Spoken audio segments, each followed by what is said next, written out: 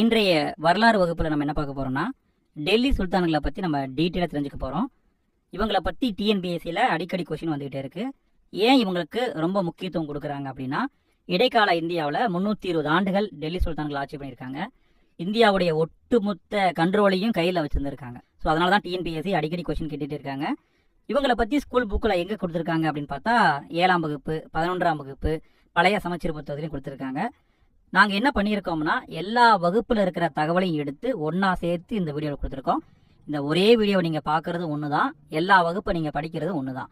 அதனால் இந்த வீடியோவை முழுமையாக பார்த்து பயன்படுத்திக்கோங்க. இப்போ நம்ம ஒவ்வொரு பாயிண்டாக பார்ப்போம். டெல்லி சுல்தான்கள் இவங்களுடைய பூர்வீகம் என்ன அப்படின்னு பார்த்தா, இவங்க துருக்கியை சார்ந்தவங்க. இவங்களுடைய பூர்வீகம் துருக்கி. எப்படி இந்தியாவுக்கு வராங்கன்னு பார்த்தா, துருக்கியிலேருந்து முகமது கோரி அப்படிங்கிற ஒரு படையெடுத்து வராரு. முகமது கோரி கூட இவங்க படை வீரர்களாகவும் தளபதிகளாகவும் இந்தியாவுக்கு வராங்க. இந்தியாவுக்கு வந்துட்டு கடைசியாக இந்தியாவே தாய்நாடு மாதிரி இவங்களுக்கு ஆகிப்போச்சு. இந்தியாவுடைய ஆட்சியை உருவாக்கிட்டாங்க.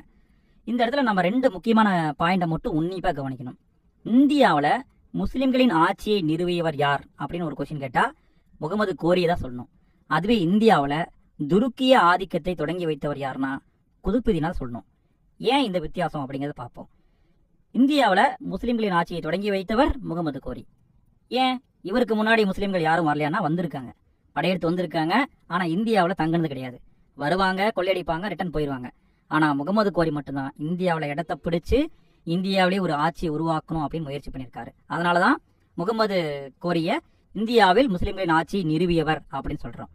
இவரை பற்றி சொல்லணும்னா, இவர் ஆரம்பத்தில் இந்திய பகுதியை பிடிச்சதோட சரி, இவர் காலத்தில் ஆரம்பத்தில் இருந்தவங்க இந்தியாவில் இருந்தவங்க இந்துக்கள். ஸோ இந்துக்களை அவர் எந்த விதமான டார்ச்சரும் பண்ணலை. எப்படி சொல்றாங்க அப்படின்னு பார்த்தா, இவர் தங்க நாணயத்தை வெளியிட்டிருக்காரு. யாரு? முகமது கோரி வெளியிட்டிருக்காரு.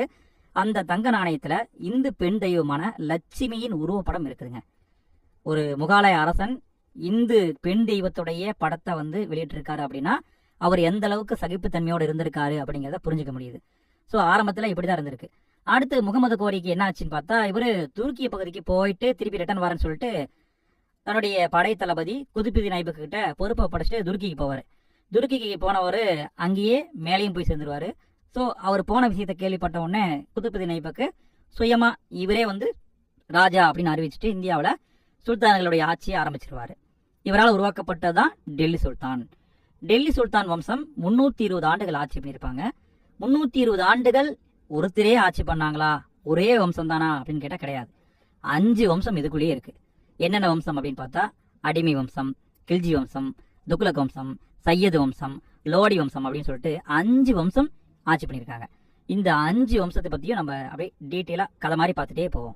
முதல்ல பார்க்கறது அடிமை வம்சம்.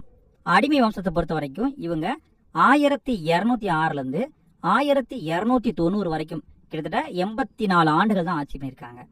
இந்த அடிமை வம்சத்தை தொடங்கி வைத்தவர் யாருன்னு பார்த்தா வேற யாரு? குதுப்புதீன் ஐபக் தான். ஏன் இந்த வம்சத்துக்கு அடிமை வம்சம் அப்படின்னு பேர் வந்ததுன்னா, இந்த குதுப்புதீன் ஐபக் இருக்காரு பாருங்க, இவரு முகமது கோரிக்கிட்ட அடிமையா வந்தவர். ஸோ அடிமையா வந்ததால இவருடைய வம்சத்தை அடிமை வம்சம் அப்படின்னு சொல்லிட்டாங்க.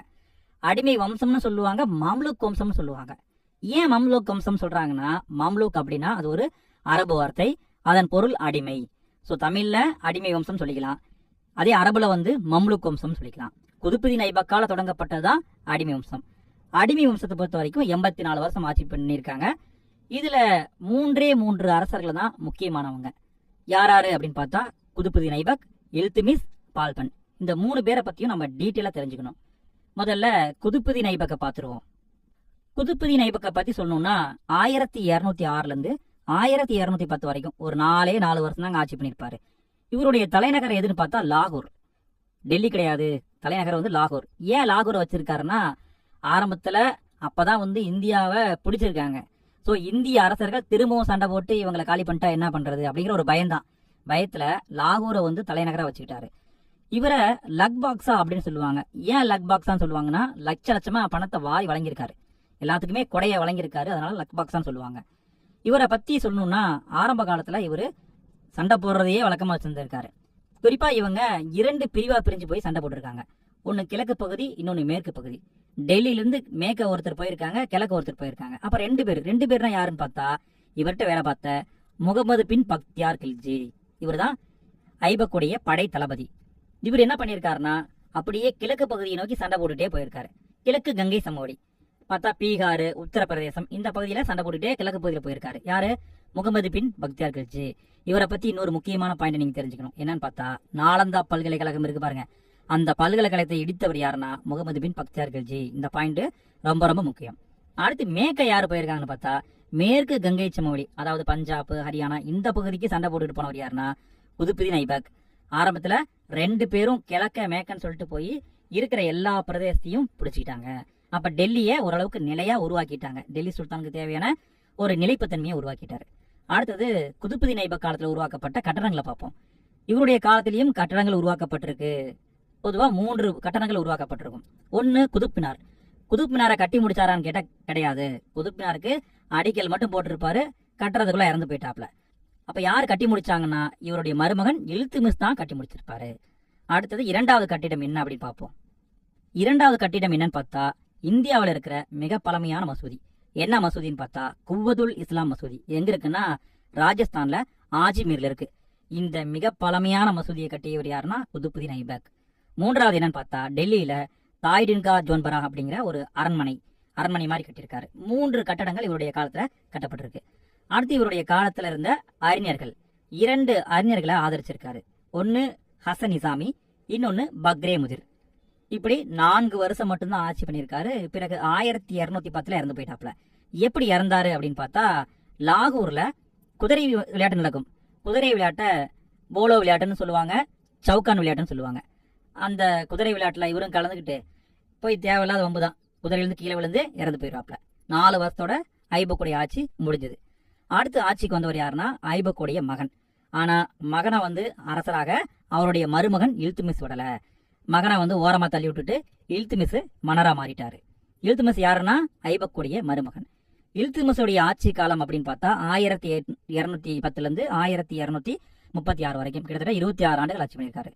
இந்த இல்துமிஸை பத்தி சொல்லணும்னா இல்துமிஸை அடிமைகளின் அடிமைன்னு சொல்லுவாங்க. ஏன் அடிமைகளின் அடிமைன்னு சொல்றாங்கன்னா ஏற்கனவே முகமது கோரி கிட்ட அடிமையா வந்தவர் தான் ஐபக்கு. ஐபக்கு கிட்ட இவர் அடிமையா வந்திருப்பாரு. இவர் யாருன்னு பார்த்தா மத்திய ஆசியாவில இருந்த இல்பாரி அப்படிங்கிற மரபை சார்ந்தவர் தான் இல்துமிஸ். ஸோ இவர் அங்கிருந்து அடிமையா வந்ததுனால இவரை அடிமைகளின் அடிமைன்னு சொல்றாங்க. இவர் ஆட்சிக்கு வந்த உடனே முக்கியமா 2 விஷயங்களை பண்ணுவார். ஒன்று, முதல்ல பண்ணது தன்னுடைய மாமனார் யாரு ஐபக்குடைய மகனை காலி பண்ணது.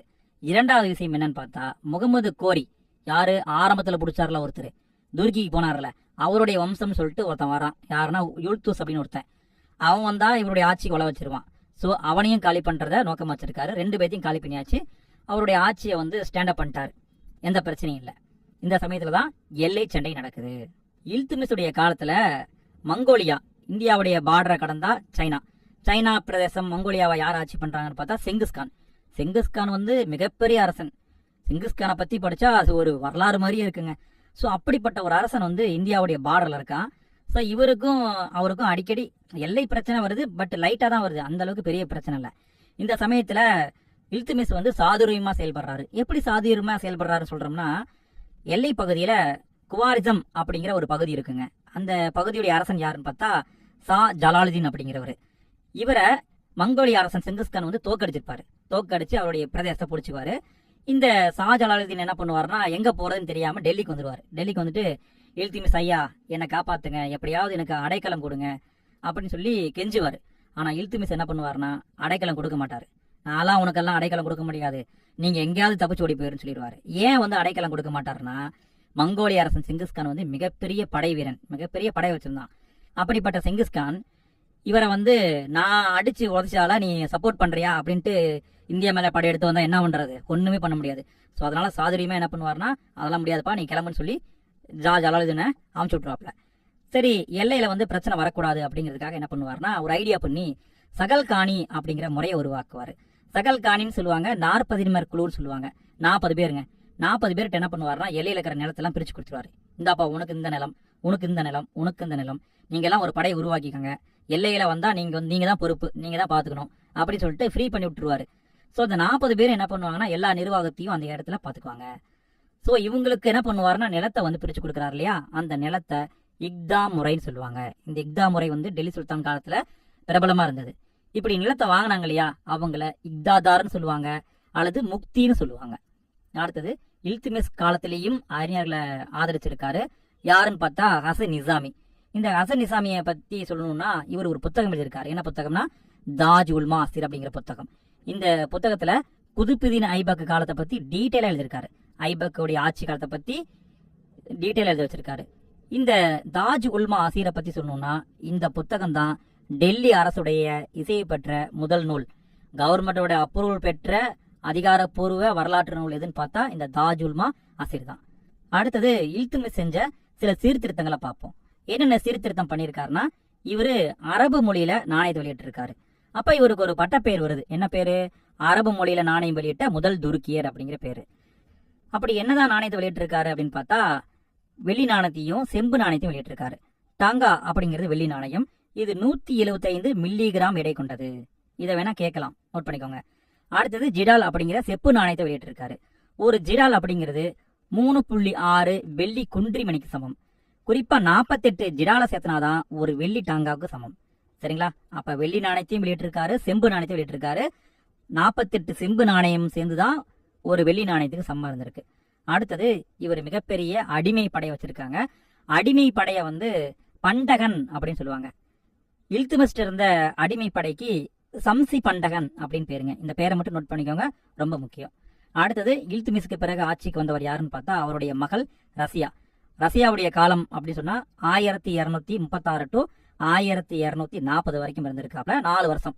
குறிப்பா டெல்லியில சுல்தான் வம்சத்துல வந்த ஒரே ஒரு பெண் ராணி யாருன்னு பார்த்தா இவங்க மட்டும்தான். 4 வருஷம் தான் இவங்களே இறந்துருவாங்க. இவங்களை பத்தி தெரிஞ்சுக்கணும் அப்படின்னா ஒரு 2 பாயிண்ட் தான், வேற ஒன்றும் தெரிஞ்சுக்க மாதிரி இல்லை. என்ன பாயிண்ட்னா இவங்களுக்குன்னு சொல்லி ஒரு தனி உதவியாளர் இருந்திருக்காரு. அவர் யாருன்னு பார்த்தா எத்தியோப்பியா நாட்டை சேர்ந்த ஜலால்தீன் யாகுத் அப்படிங்கிற ஒரு அடிமையை தன்னுடைய பிஏவா வச்சிருந்திருக்காங்க. அடுத்தது இவங்க ஆண்கள் மாதிரி குதிரை மேல ஏறி சவாரி போயிருக்காங்க. இதை பத்தி மொராக்கா நாட்டு பயணி இபன் பதூதா சொல்லியிருக்காருங்க. இபன் பதூதா பேகம் ரஷ்யாவை பத்தி தெளிவா சொல்லியிருக்காரு. அடுத்து ரஷ்யாவும் 4 ஆண்டுகள் இறந்துருவாங்க. அதுக்கு பிறகு வந்தவர் யாருன்னு பார்த்தா நசிருதீன் முகமது. நசிருதீன் முகமது அந்த அளவுக்கெல்லாம் ஃபேமஸா இல்ல. இவருடைய காலத்தை பத்தி சொல்லணும்னா இவருடைய காலத்துல ஒரே ஒரு புத்தகம் மட்டும் எழுதப்பட்டிருக்கும். அந்த புத்தகத்தை மட்டும் நம்ம தெரிஞ்சுட்டா போதும். இந்த நசிருதீன் முகமது மின்கஜ் உஸ் சிராஸ் அப்படிங்கிறவரை ஆதரிச்சிருப்பாரு. அவரு தபகத் இ நசரி அப்படிங்கிற ஒரு புத்தகத்தை எழுதியிருப்பாரு. தபகத் அப்படின்னா தலைமுறைகள் அல்லது நூற்றாண்டுன்னு அர்த்தம், அரபு மொழி வார்த்தை. சோ அதுக்கு பொருள் தலைமுறைகள் அல்லது நூற்றாண்டு. தபகத் இ நசரின்னா அது எதை பத்தி சொல்லுதுன்னா முகமது கோரி படையெடுத்து வந்தாரு பாத்தீங்களா, 1260 வரைக்கும் நடந்த நிகழ்வுகளை சொல்றதுதான் இந்த தபகத் இ நசரி. இதை எழுதியவர் மின்கஜ் உஸ் சிராஜ். யார் காலத்தை சேர்ந்தவர்னா நசிருதீன் முகமது காலத்தை சேர்ந்தவர். நசிருதீன் இறந்த பிறகு அவருடைய மாமனார் பால்பன் ஆட்சிக்கு வராரு. பால்பனின் காலம் 1266 இருந்து 1287 வரைக்கும் 21 வருஷம் ஆட்சி பண்ணியிருக்காருங்க. இந்த பால்பனை பத்தி சொல்லணும்னா அடிமை வம்சத்தில் தலை சிறந்த அரசர் பால்பன் தான். முக்கியமான பாயிண்ட்டுங்க, நோட் பண்ணிக்கோங்க. அடிமை வம்சத்தில் சிறந்த அரசன் பால்பன் தான். பால்பன் வந்த உடனே நிறைய சீர்திருத்தம் பண்ணாரு. என்னென்ன சீர்திருத்தம் பண்ணாரு அப்படின்னு பார்ப்போம். முதல்ல பண்ண சீர்திருத்தம் 40 முறை ஒழிப்பு. 40 முறையை ஏன் ஒழிச்சாருன்னா இந்த 40 பேரை இல்துமிஸ் உருவாக்கி விட்டு போயிட்டாரு பாருங்க. அந்த 40 பேரும் நானா நீயன்னு அடிச்சுக்கிறான். அதாவது எல்லையில எவனாவது வந்தா எதுக்கு தான் இவங்களை உருவாக்கி இருக்காங்க, ஆனா இவனுங்களே ராஜா மாதிரி சண்டை போட்டுக்கிறாங்க. சோ இதை அடக்கணும் அப்படின்ட்டு பால்பன் வந்த உடனே 40 முறைய ஒழிச்சிட்டாரு. யார் உருவாக்குறாங்க யார் ஒழிச்சாங்கிறது முக்கியம், நல்லா கவனமா பார்த்துட்டே வாங்க. அடுத்தது 40 முறையை ஒழிச்சாச்சா, அப்ப படைகளை இவரே உருவாக்கணும். அதுக்காக என்ன பண்றாருன்னா திவானி அரசு அப்படிங்கிற ஒரு தனி படை பிரிவு, இவங்களுக்காகவே ஸ்பெஷலா ஒரு படை பிரிவை உருவாக்கிட்டாரு. அடுத்தது சிறந்த ஒற்றர் துறை உருவாக்கி இருக்காரு. அடுத்தது இவர் பண்ணது பார்த்தா ஒரே ஒரு போர் தான். என்ன போர் அப்படின்னு பார்த்தா வங்காள போர்ல வங்காள ஆளுநர் துக்ரில் கான தோற்கடிச்சு கொண்டிருப்பாரு. அடுத்தது இவர் காலத்துல வாழ்ந்தவங்க யாருன்னு பார்த்தா வடமேற்கு இந்தியாவில இருந்த ராஜபுத்திர முஸ்லிம்கள், அதாவது முஸ்லிமா கண்ட்ரிபியூட்டான ராஜபுத்திரர்கள், அவங்கள மியோக்கள் சொல்லுவாங்க. அந்த மியோக்கள்கிட்ட ரொம்ப கடுமையா இவர் நடந்திருக்காரு. இவர் காலத்திலேயும் எல்லை பிரச்சனை இருக்கு. இவர் காலத்துல மங்கோலிய அரசனா இருக்கிறது யாருன்னு பார்த்தா குலகுகான் யாருன்னா செங்கிஸ்கானுடைய வம்சாவளி. சோ எல்லை பிரச்சனைக்கு இவங்க ஒரு முடிவு கட்டணும் அப்படின்ட்டு குலகுகானும் பால்பனும் ஒரு அக்ரிமெண்ட் போட்டுக்கிறாங்க. என்ன அக்ரிமெண்ட் அப்படின்னு பார்த்தா சட்லஜ் நதியை தாண்டி நீயும் வரக்கூடாது நானும் வரமாட்டேன் அப்படிங்கிற அக்ரிமெண்ட். வடிவேல் போட்டுக்கு வரல, அதாவது இந்த பார்டர் தாண்டி நானும் வரமாட்டேன் நீயும் வரக்கூடாதுன்ட்டு. அந்த மாதிரி சட்லஜ் நதியை பார்டரா வச்சு இவங்க வரக்கூடாதுன்னு முடிவு பண்ணிக்குவாங்க. இதை வந்து குலோகானும் வந்து ஃபாலோ பண்ணியிருப்பாரு. இதை எப்படி சொல்றாங்க அப்படின்னா, குலோகான் வந்து ஒரு நல்லெண்ணெய் தூதுக்குழுவை 1259 பால்பனுடைய அவைக்கு அமைச்சிருப்பாரு. அடுத்தது பால்பனை பத்தி சொல்லணும் அப்படின்னா, இவரு தெய்வீக உரிமை கோட்பாடு அப்படிங்கிற கோட்பாடை ஃபாலோ பண்ணுவாரு. தெய்வீக உரிமை கோட்பாடு அப்படின்னா என்னன்னா, பூமியில கடவுளின் பிரதிநிதி நான் சொல்றதுதான் சட்டம் அப்படிங்கிறது தான் தெய்வீக உரிமை கோட்பாடு. குறிப்பா இவர் ஒரு முறையை ஃபாலோ பண்ணியிருப்பாரு. என்ன முறை அப்படின்னு பார்த்தா பைப்போஸ் அப்படிங்கிற முறை. பைப்போஸ் முறைனா ஒன்றும் கிடையாதுங்க. அரசரை ஒருத்தர் பார்க்க வராருன்னா அரசருடைய காலை முத்தம் பண்ணணும். நம்ம பாட்ஷா படத்துல எப்படி தலைவருடைய கையை பிடிச்சி முத்தம் கொடுப்பாங்கல்ல, அந்த மாதிரி இவருடைய காலை வந்து முத்தம் கொடுத்துட்டு தான் மறுவேளை பார்க்கணும். ஸோ அதுதான் பைப்போஸுங்கிற முறை. அந்த முறையை கொண்டு வந்தவர் யாருன்னா பால்பன். அடுத்தது பால்பன் வந்து கஷ்டப்பட்டு தாங்க அந்த நிலைக்கு வந்திருக்காரு. அதை பத்தி லேன்பூல் அப்படிங்கிற வரலாற்று ஆசிரியர் என்ன சொல்றாருன்னா, பால்பன் ஆரம்பத்துல அடிமையா இருந்திருக்காரு, தண்ணீர் சுமக்கும் தொழிலாளியா இருந்திருக்காரு, வேட்டைக்காரனா இருந்திருக்காரு, தளபதியா இருந்திருக்காரு, ராஜதந்திரியா இருந்திருக்காரு. இப்படி பல பரிமாணங்கள் எடுத்துதான் சுல்தானா மாறி இருக்காரு. ரொம்ப கஷ்டப்பட்டு தான் வந்திருக்காருன்ட்டு லேன்பூல் அப்படிங்கிற வரலாற்று ஆசிரியர் சொல்றாரு. அடுத்தது பால்பனுடைய காலத்தை பத்தி சொல்லணும்னா, இவருடைய காலத்துல இந்துக்களும் ஓரளவுக்கு அமைதியா இருந்திருக்காங்க. அதுக்கு உதாரணம் என்னன்னு பார்த்தா 1276 எழுதப்பட்ட செவியல் சமஸ்கிருத கல்வெட்டு. இது இந்த கல்வெட்டை வந்து பாலம் பவோலி கல்வெட்டுன்னு சொல்லுவாங்க. இந்த கல்வெட்டு என்ன சொல்றதுன்னா, பால்பனுடைய அமைதியான நிம்மதியான ஆட்சியின் விளைவாக விஷ்ணு பகவான் பார்க்கடல்ல நல்லா தூங்கிட்டு இருக்காரு. ஸோ அந்த அளவுக்கு பால்பன் அமைதியா சந்தோஷமா ஆட்சி பண்றாரு அப்படின்னு அந்த கல்வெட்டு குறிப்பிடுங்க. இந்த கல்வெட்டை நோட் பண்ணிக்கோங்க போதும். அடுத்தது பால்பன் காலத்தில் எழுதப்பட்ட நூல்களை பார்ப்போம். பால்பனால் ஆதரிக்கப்பட்டவர் யாருன்னு பார்த்தா அமீர் குஸ்ரு. அமீர் குஸ்ரு வந்து இந்திய கிளி என்று அழைக்கப்பட்டவர். மிக முக்கியமான பாயிண்ட்டுங்க. அமீர் குஸ்ருவை இந்திய கிளின்னு சொல்லுவாங்க. இந்த அமீர் குஸ்ருவை பத்தி சொல்லணும் அப்படின்னா, இவர் 4 லட்சம் ஈரடி செயல் எழுதியிருப்பாரு. இவரை பத்தி நம்ம கடைசியா பார்ப்போம். அடுத்தது இந்த பால்பன் காலத்துல தான் மிக்தா உல் பக்து அப்படிங்கிற ஒரு புத்தகம் எழுதப்பட்டிருக்கும். அந்த புத்தகம் எதை பற்றியதுன்னா, ஜலாலுதீன் கில்ஜி எப்படி வெற்றி பெற்றாரு அப்படிங்கிற தகவலை வச்சு எழுதப்பட்ட புத்தகம். ஸோ இப்படி ஒரு புத்தகமும் அமீர் குஸ்ருவும் ஆதரிக்கப்பட்டிருக்காங்க. அடுத்தது இந்த வம்சம் எப்படி முடிவுக்கு வந்ததுன்னு பார்ப்போம். 3 அரசர்கள் தான், 3 பேரையும் பார்த்துட்டோம்.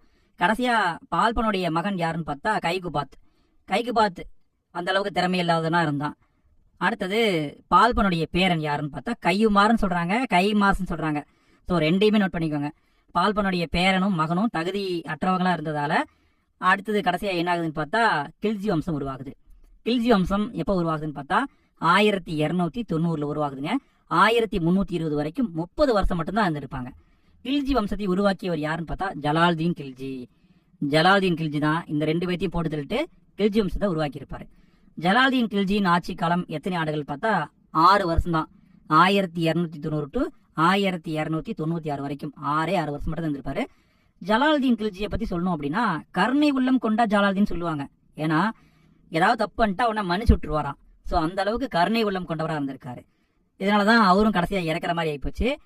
ஜலாலுதீன் கில்ஜி கிட்ட அவருடைய படை தளபதியா இருந்தவர் யாருன்னு பார்த்தா அலாவுதீன் கில்ஜி.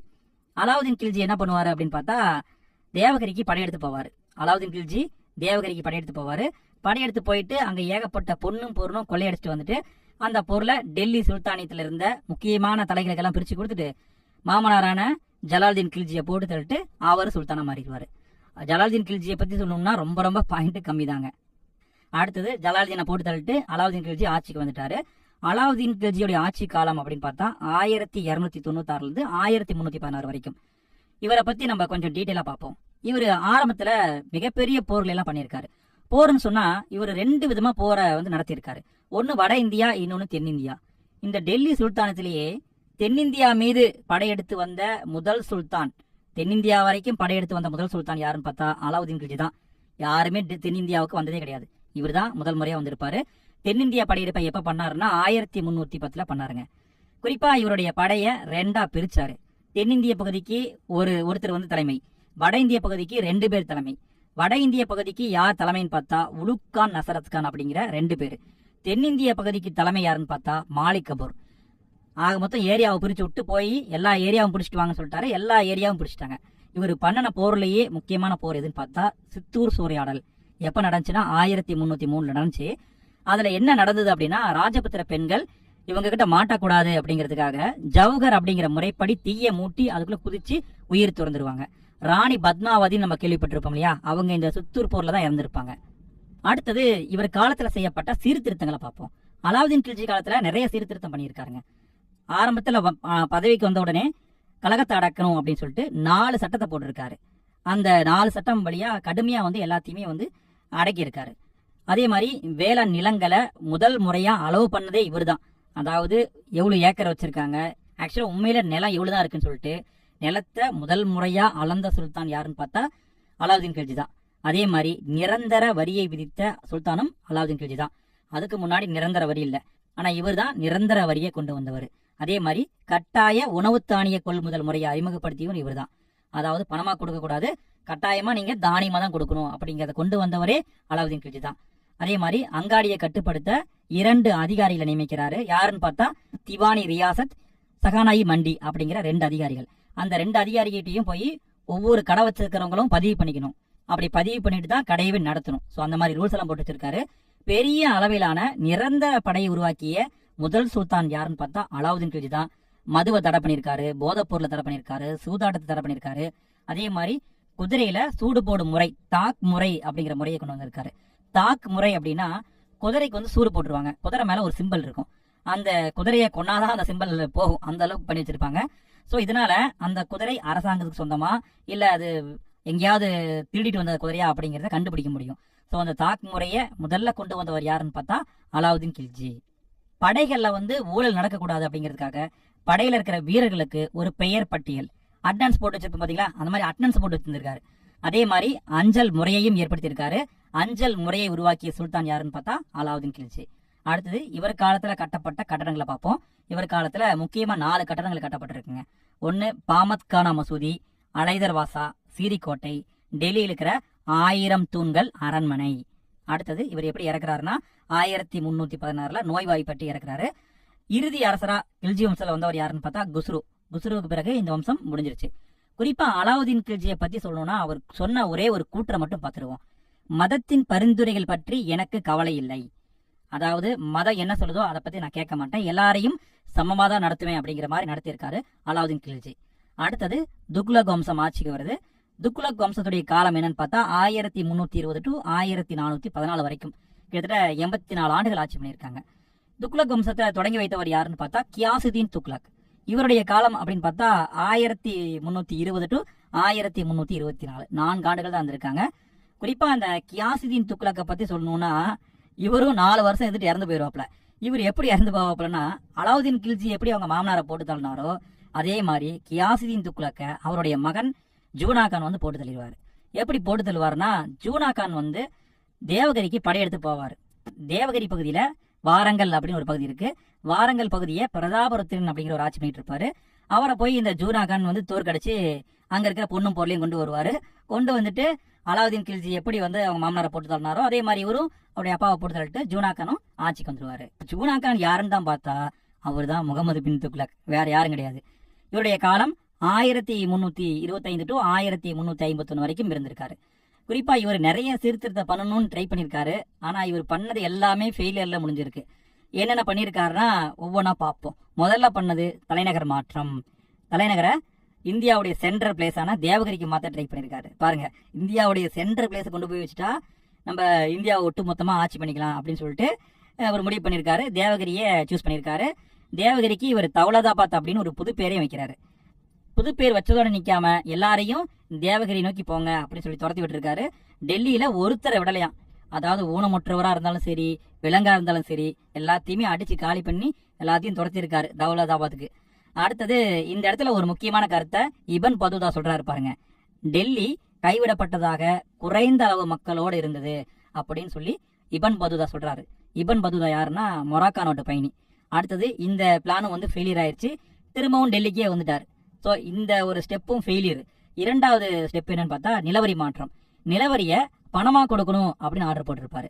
அலாவுதீன் கில்ஜி என்ன பண்ணாரு, நிலவரிய தானியமா தான் கொடுக்கணும்னு சொல்லியிருப்பாரு. இவர் நிலவரிய பணமா தான் கொடுக்கணும்னு சொல்லிட்டாரு. நிலவரிய பணமா கொடுக்க சொல்லதோட நிக்காம அந்த தோவா பகுதியில நிலவரிய உயர்த்தவும் செஞ்சிருக்காரு. ஸோ விவசாயிகள் என்ன பண்ணிருக்காங்கன்னா, டே அப்பா நம்மளால முடியாது சாமின்ட்டு எல்லாம் விவசாய நிலத்தை விட்டுட்டு எல்லாம் காட்டுக்குள்ள ஓடிட்டாங்களாம். கடைசியா பார்த்தா உணவுக்கு பஞ்சம் வந்திருக்கு.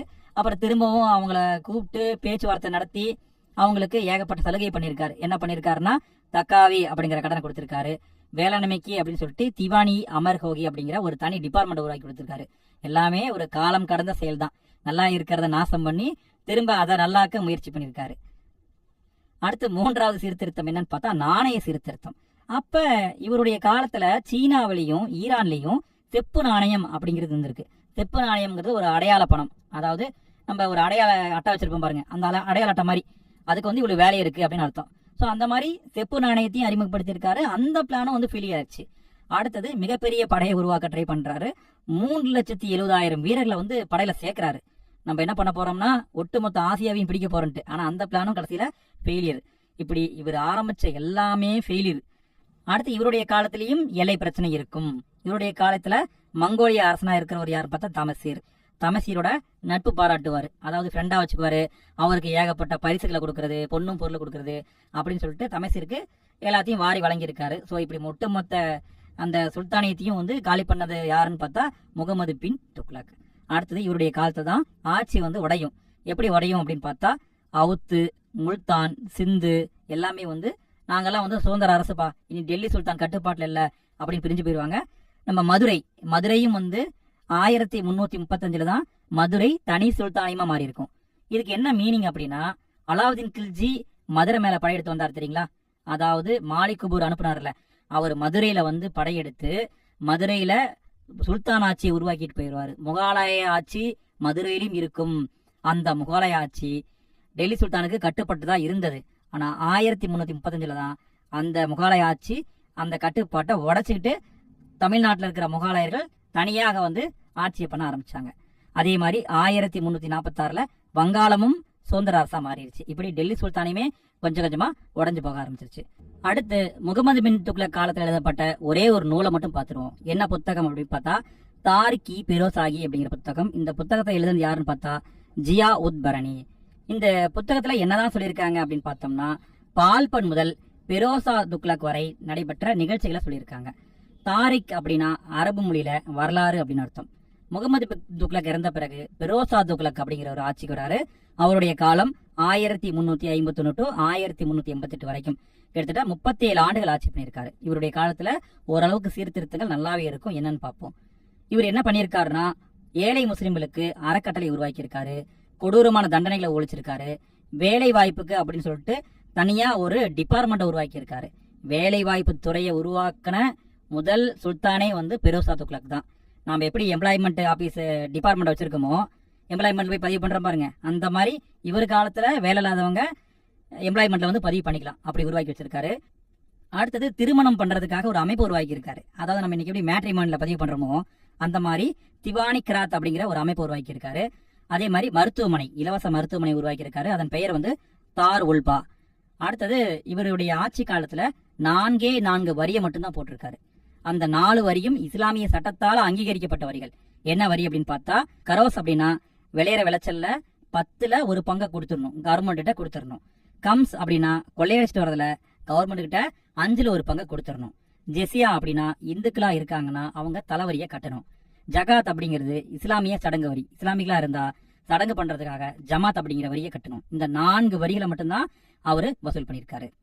அடுத்து இவர் காலத்துல ஏகப்பட்ட தோட்டங்கள் உருவாக்கப்பட்டிருக்குங்க. 1200 புது தோட்டத்தை உருவாக்கியிருக்காரு.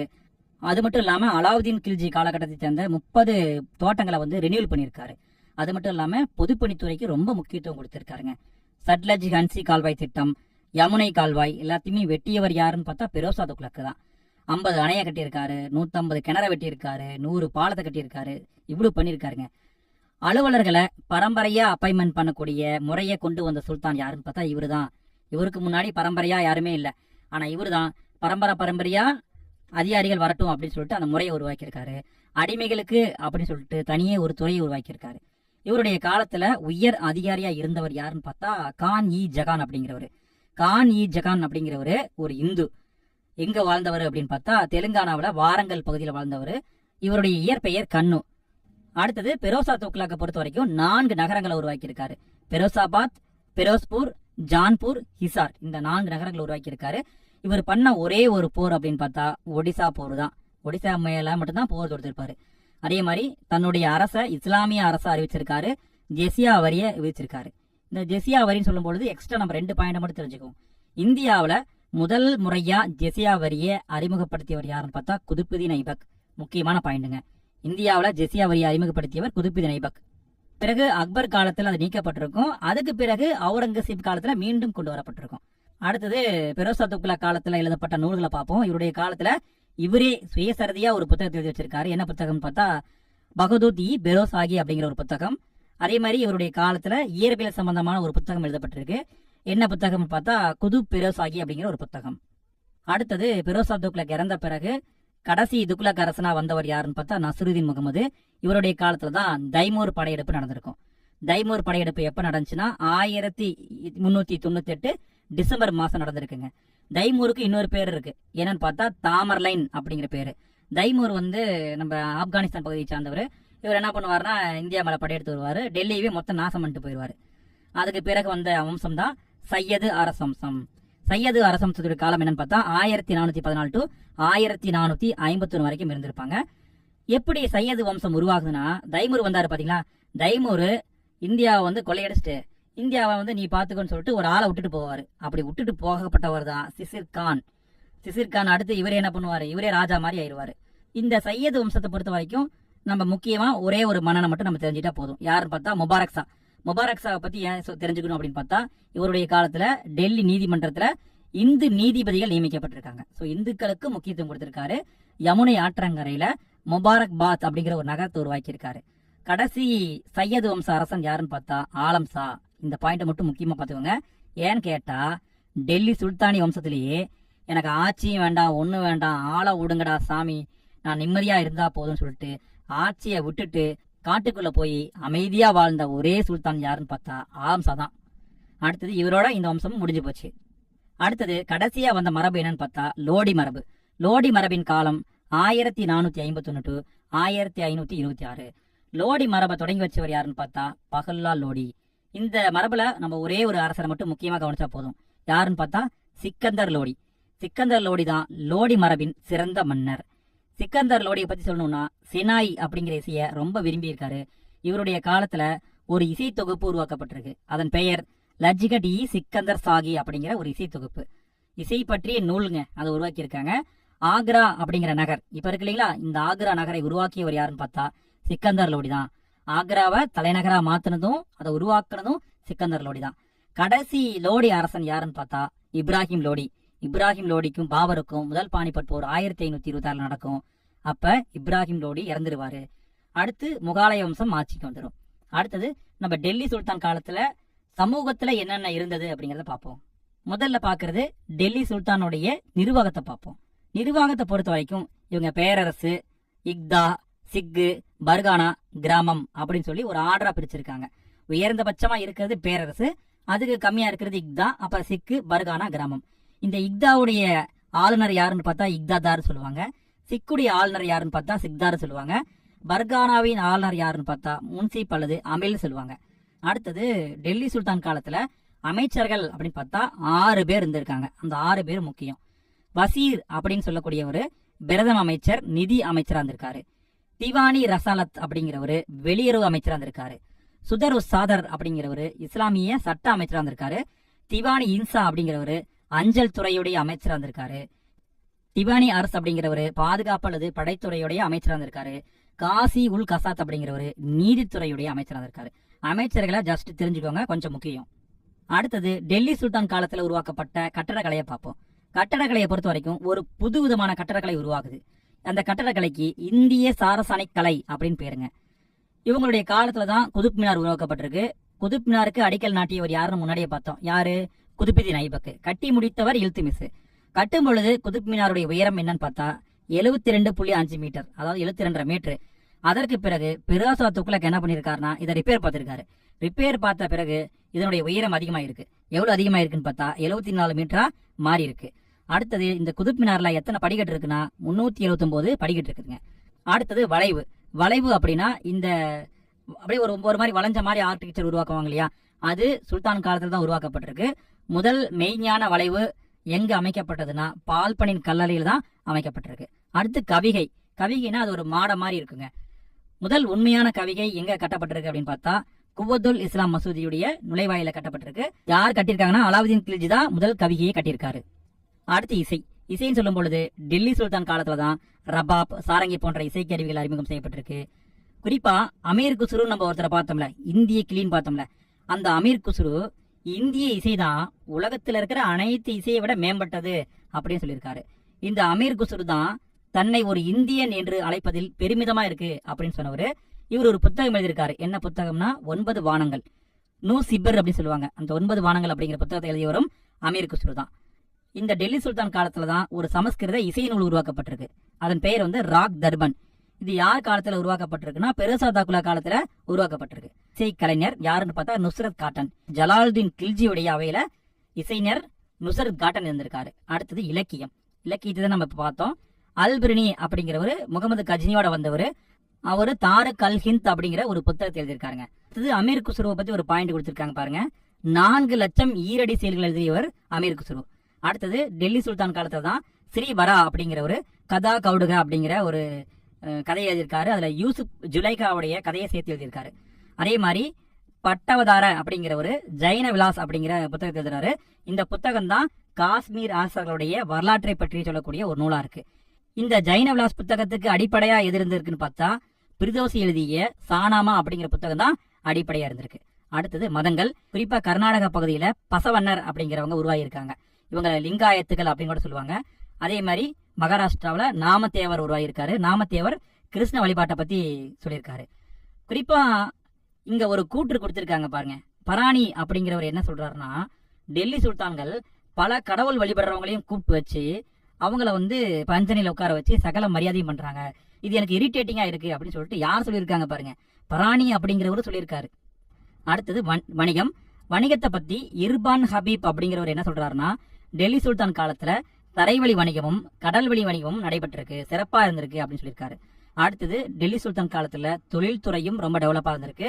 காகிதம் அறிமுகமாயிருக்கு, நூறுப்பு சக்கரம் அறிமுகமாயிருக்கு. இதனால 6 மடங்கு அதிகமா நூற்று இருக்காங்க. அதே மாதிரி வங்காளத்துல பட்டுப்புழு வளர்ப்பு மையத்தை உருவாக்கியிருக்காங்க. இதெல்லாம் வந்து தொழில்துறையில செஞ்ச முன்னேற்றங்கள். அடுத்து கல்வியை பொறுத்த வரைக்கும் டெல்லி சுல்தான் காலத்துலதான் மதராசா அப்படிங்கிறது அறிமுகமாயிருக்கு. குறிப்பா பெரோசா துக்ளக் இருக்காரு பாத்தீங்களா, அவரு டெல்லியில பெரிய மதராசா அப்படிங்கறத உருவாக்கி இருக்காரு. சிக்கந்தர் லோடி காலத்துல நாடு முழுவதும் மதராசாக்கள் உருவாக்கப்பட்டிருக்கு. அதுல ஆசிரியர்களையும் நியமனம் பண்ணியிருக்காங்க. டெல்லி சுல்தான் காலத்துலதான் முறையான வரலாறு எழுதும் நூலானது ஆரம்பிச்சிருக்கு. அது வரைக்கும் முறையா வந்து வரலாறு எழுதுற பழக்கம் இல்லாம இருந்திருக்கு. ஆனா இவங்களுடைய காலத்துலதான் முறையா வரலாறு எழுதணும் அப்படிங்கிற முறை உருவாயிருக்கு. குறிப்பா அரேபிய சிந்து படையெடுப்பு குறித்து சர்ச் நாமா அப்படிங்கிற புத்தகத்தை எழுதியிருக்காங்க. சூபியிசம் உருவாயிருக்கு. அடுத்தது டெல்லி சுல்தான் காலத்துல சமூகம், பெண்கள்லாம் எப்படி இருந்திருக்காங்க பார்ப்போம். அடிமை முறை அப்படிங்கிறது இருந்திருக்கு. குறிப்பா சுல்தான் பெரோஸ் அவரு தான் அடிமைக்குன்னு தனியா ஒரு துறை உருவாக்கி இருக்காரு இல்லையா. ஏன் உருவாக்கி இருக்காருன்னா, அவர்கிட்டயே 1,80,000 அடிமைகள் இருந்திருக்காங்களாம். அடுத்தது காணி ஜகான் ஒருத்தரை பார்த்தோம்ல, அவர்கிட்ட 2,000 பெண் அடிமைகள் இருந்திருக்காங்களாம். சோ அடிமைகளை இந்த அளவுக்கு வச்சிருந்திருக்காங்க. அடுத்தது கடைசியான தகவல் என்னன்னு பார்த்தா, இந்த டெல்லி சுல்தான் காலத்துலதான் உருது மொழி உருவாகிருக்குதுங்க. டெல்லி சுல்தானை பத்தி ஸ்கூல் புக்ல இவ்வளவு தகவல் தான் இருக்கு. இதை நம்ம தெரிஞ்சுட்டா போதும். மீண்டும் அடுத்த வீடியோல சந்திக்கலாம்.